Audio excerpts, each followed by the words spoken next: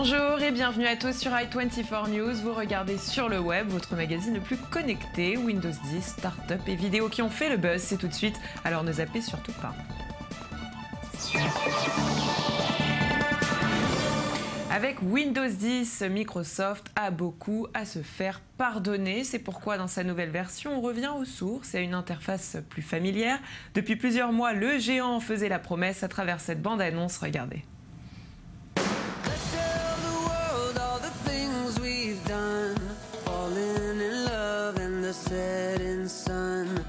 Imaginez, ces enfants n'auront pas de mot de passe à retenir et auront moins à se soucier de la sécurité. Pour eux, chaque écran sera tactile. Ils pourront dessiner sur des pages internet et les partager. Il sera naturel que leurs appareils les écoutent, leur parlent, chantent et les fassent rire. Quand ils grandiront et progresseront jour après jour, ces technologies évolueront avec eux. Ils accompliront des choses que leurs parents n'auraient jamais imaginées parce que tous ces enfants grandiront à l'ère de Windows 10. Le futur commence maintenant, pour nous tous. 3 ans après la sortie de Windows 8, très critiqué, Microsoft espère définitivement tourner la page sur un échec colossal, il faut le dire, et surtout sortir la tête de l'eau, notamment en revenant sur le marché du smartphone, un état des lieux et des options de Microsoft par Sarah Koskiewicz. Regardez. Le 29 juillet, Microsoft a lancé officiellement dans 190 pays un nouveau Windows, avec lequel il espère faire oublier les erreurs de la version précédente du système d'exploitation et son échec à négocier le virage des smartphones.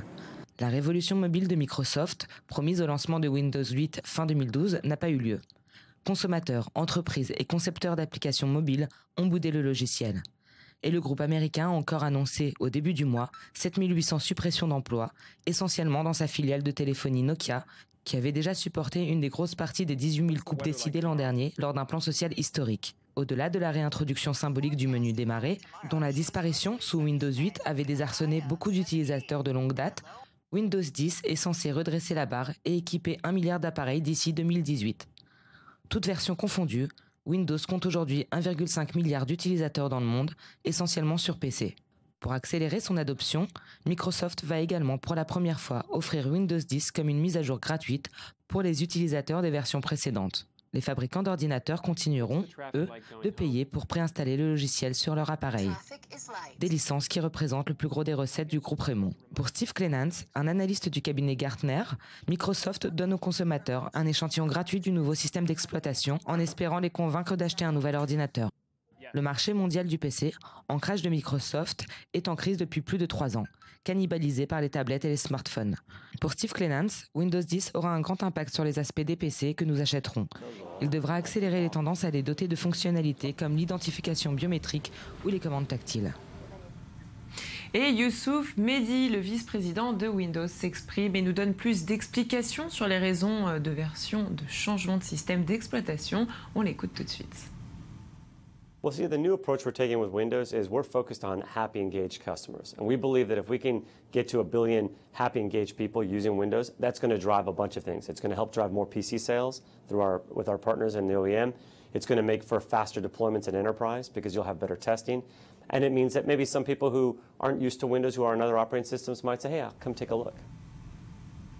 Et oui, on peut le dire, il était donc temps pour Microsoft de dévoiler son nouveau système d'exploitation et c'est chose faite depuis le 29 juillet où on découvre un Windows tout nouveau, tout beau, qui a misé sur un retour aux sources avec une mise à jour gratuite et qui s'adresse notamment aux développeurs. Son ambition, remporter l'adhésion du grand public avec une version efficace et de nouvelles fonctionnalités. Regardez.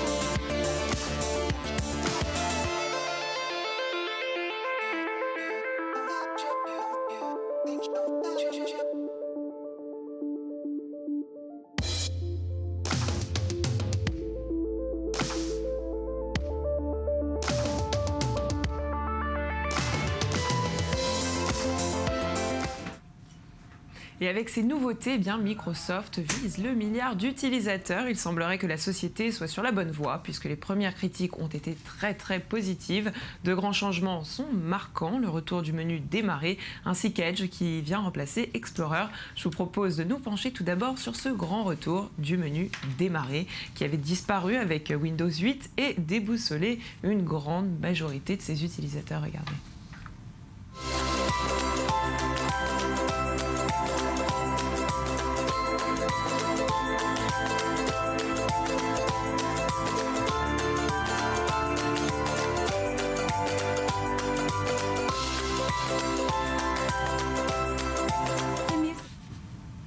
Et second grand changement, adieu Internet Explorer devenu obsolète et vieillot. Face à Google Chrome et Mozilla, Microsoft propose désormais Edge qui permet d'annoter directement des pages web, notamment à l'aide d'un stylet sur écran tactile. Voici les images.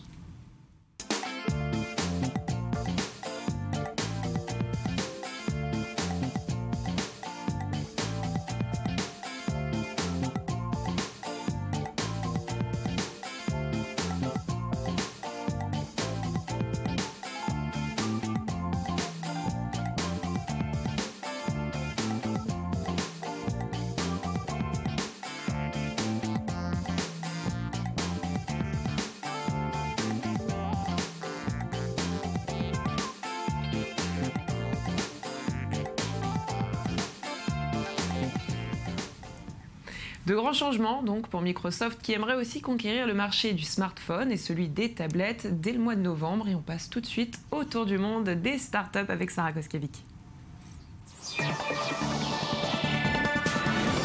Sarah, bonjour, quel bonheur de vous retrouver. Merci, bonjour Virginie. Alors comme toutes les semaines, votre sélection de start-up et là on part du côté de Chicago. Absolument, on commence avec Chicago pour Solar Paper qui est une start-up qui est développée par la société Yolk, excusez-moi, et qui propose le chargeur solaire le plus fin du monde. Vous n'êtes pas sans savoir que certaines personnes n'ont pas toujours où brancher leur téléphone. Je pense par exemple aux randonneurs, les gens qui partent ou bien en voyage et qui n'ont pas toujours un endroit où charger leur téléphone. Et dans ce cas-là, il faut un chargeur solaire, mais qui est un produit et un appareil qui est quand même très lourd et assez volumineux et assez contraignant à avoir. Et bien maintenant, avec Solar Paper, nous avons la promesse d'avoir le chargeur solaire le plus fin du monde. Il serait aussi fin qu'une feuille de papier. Waouh, voilà. On passe du tout au tout, hein, du chargeur ultra lourd à quelque chose on voit sur ces images, c'est quand même pratique. Un très bel appareil. Il serait capable par exemple de recharger un Galaxy S6 en 2h30 si le soleil est au rendez-vous, en 5h si le temps est couvert. Je pense qu'il suffit une lumière en général. Voilà, c'est résistant. Ce produit est résistant à l'eau, ça aussi c'est une grande nouvelle. On peut clipser plusieurs panneaux, donc plusieurs Solar Paper ensemble. Et puis surtout, il est très polyvalent, c'est-à-dire qu'il a une sortie USB pour tous les appareils. Donc on parle de téléphone, mais ça pourrait être aussi une tablette, un talkie-walkie, une lampe torche, une caméra, un appareil photo, une console de jeu. Si vous voulez jouer à la GTA pendant une randonnée. En pleine randonnée, voilà. Écoutez, je pense que ça va servir à nos téléspectateurs. Ce chargeur fait 120 grammes uniquement. C'est un très bel appareil. Il est déjà sur Kickstarter, il a été raflé. Il coûtera à la vente entre 100 et 200 $, puisqu'il y a plusieurs puissances possibles. Il est également équipé d'un petit écran LCD pour afficher en temps réel la puissance de la batterie. Et ils demandaient 50 000 $, ils en ont eu presque 700 000 à ce jour. Je m'y attendais. On continue, Sarah, on continue à voyager. Et cette fois-ci, on va se diriger du côté de Santa Monica. Santa Monica, en Californie, pour un tout autre appareil qui s'appelle la Nearbox. Alors, vous avez un appareil photo, un bon appareil photo, disons un réflexe ou une GoPro Hero, par exemple.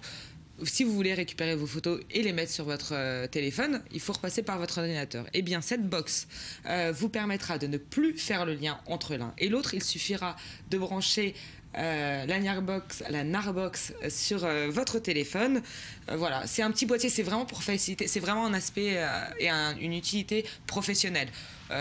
Évidemment, c'est moins fait pour... Finalement, on peut récupérer toutes les photos directement sur le téléphone. Sans passer par l'ordinateur et par le transfert d'images. Grâce à ce boîtier, ça marche évidemment avec les iPhones pour le moment. Android va venir bientôt.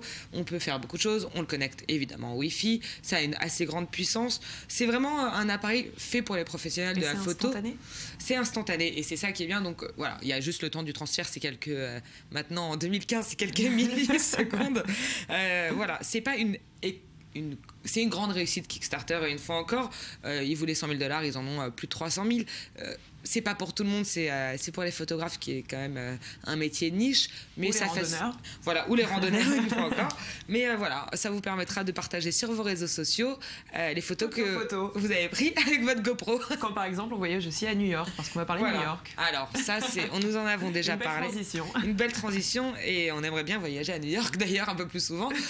On va reparler de JewelBots. On en a parlé il y a quelques semaines dans l'émission. C'est un grand succès Kickstarter, et c'est surtout un grand succès sur Internet. Je vous rappelle que c'est un petit bracelet pour apprendre aux petites filles à coder, et je vous propose de revoir la vidéo. La vidéo de présentation, regarde. Programming. It would be hard not to recognize the growing significance of this skill. But programming is more than just a career choice. It's also fun. There's a beauty in creating something out of nothing, and delight in solving each puzzle. And that moment when things simply fall into place and work. Yes. While there are many classes to teach these skills, there are still so many girls that have not yet been captivated by the magic and not yet experienced the empowerment that comes with the creation of technology. That is, until now.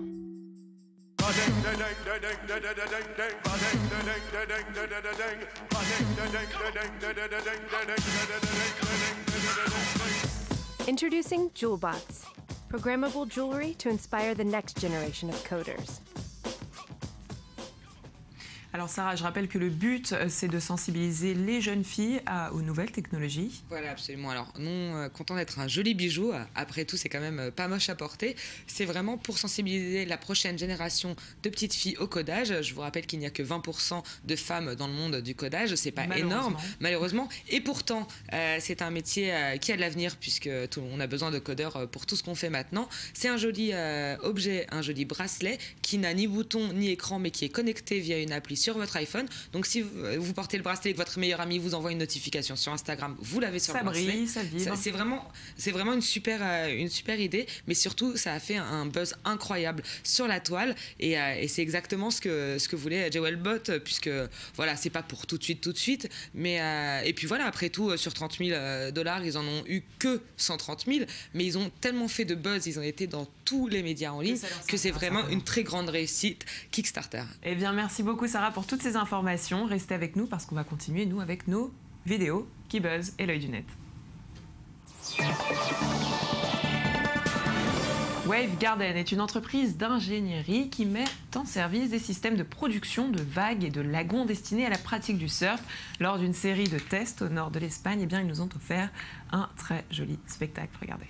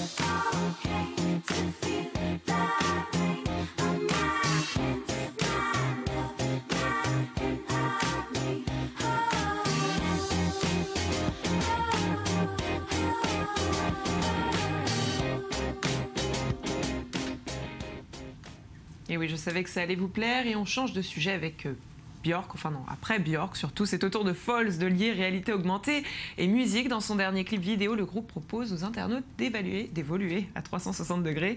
Le résultat réalisé par Nabil a été permis grâce à une GoPro Hero, regardez.